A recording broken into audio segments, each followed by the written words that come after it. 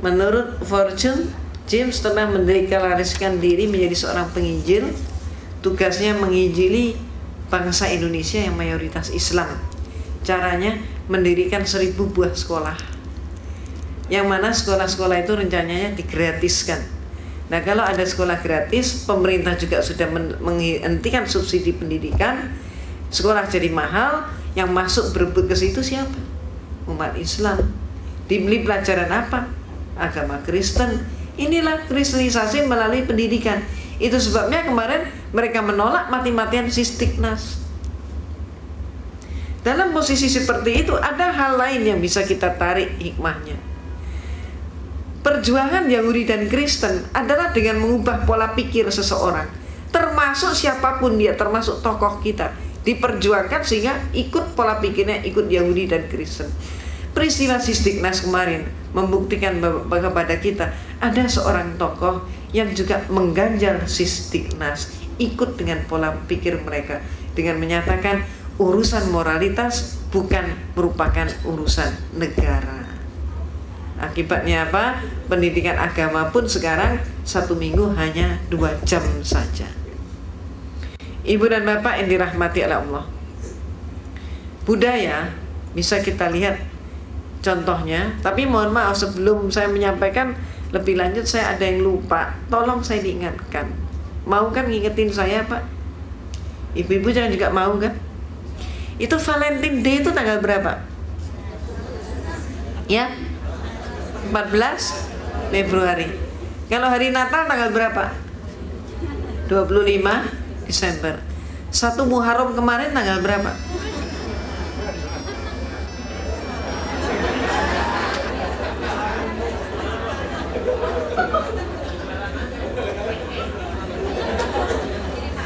Maaf, saya nggak tanya beneran tadi, itu hanya tanya-tanyaan. Maksud saya apa sih? Mengajak kita semuanya, termasuk diri saya, ayolah kita bercermin diri.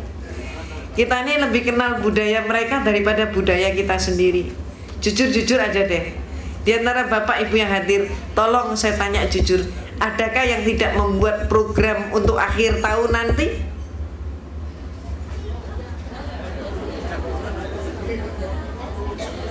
Saya tanya deh. Kebanyakan di antara kita itu sudah punya program nanti akhir tahun mau kemana, di mana, acaranya apa. Itulah kita. Tapi coba kita introspeksi semua, termasuk diri saya. Ketika malam 1 Muharram kita berbuat apa?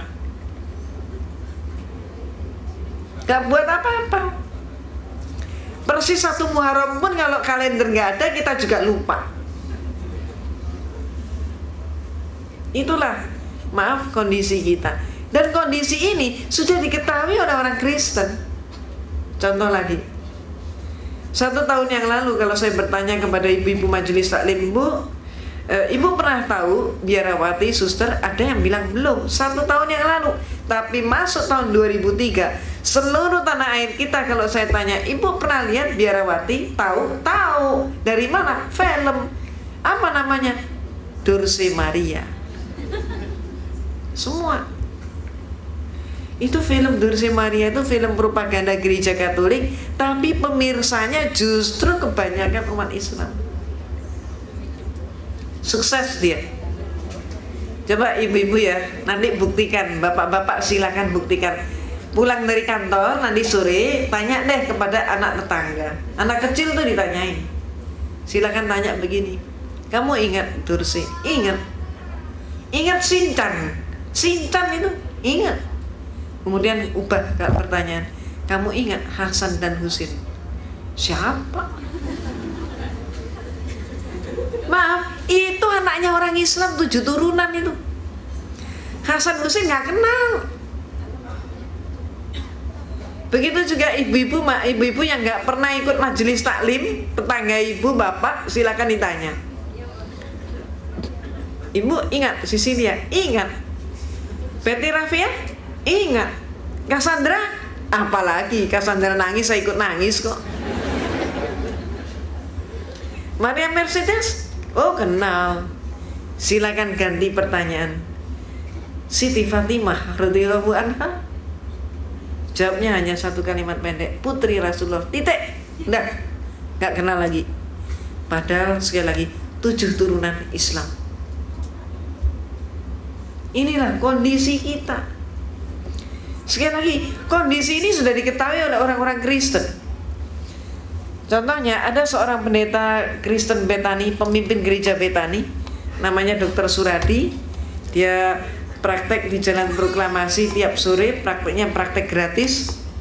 Pasien yang datang dipersilakan makan minum dulu sampai puas, kemudian diperiksa, nggak dikasih resep, langsung kasih obat. Pulang seringkali masih diberi transport. Dia dalam berbagai seminarnya mengatakan, jangan takut-takut mengkristenkan umat Islam, karena umat Islam yang paham Al-Quran jumlah mereka tidak lebih dari cuma 2%. Maaf, tidak lebih dari cuma 10%. Ingin saya tanya pada Bapak Ibu, kira-kira benar nggak yang paham Al-Quran tidak lebih dari 10%? Prihatin kan? Ini saya bawa kaset, berkenankah Bapak Ibu saya perdengarkan 1 menit? Boleh? 1 menit setengah? Oh, boleh. Baik. Kaset ini, jangan nantang maghrib dong. Kaset ini, mari kita tebak. Dalam kehidupan kita ada 3 buah macam bacaan. Bacaan pertama, kitab suci Al-Quran. Bacaan kedua, puji-pujian. Bacaan ketiga, bacaan yang lain.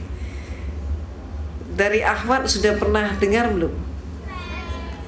Yang dengar, sekarang kita saksikan mereka yang belum tahu jawabnya apa. Kita saksikan bersama. Nah, mari kita tebak, ini bacaan apa? Al-Quran kah?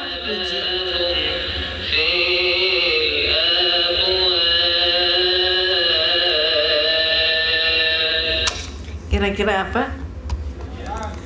Pujian atau Al-Quran? Al-Quran atau pujian? Gimana? Al-Quran atau pujian? Pujian atau Al-Quran? Baik, banyak yang menjawab pujian. Coba kita saksikan, apakah ini Al-Quran, pujian, atau yang lain. Mari kita saksikan, kita cermati jawaban mereka. Dari jawaban mereka itulah kita bisa menentukan bacaan tersebut bacaan apa. Coba kita amati.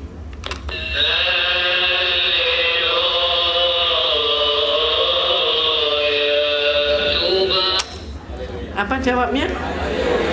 Haleluya. Coba sekali lagi.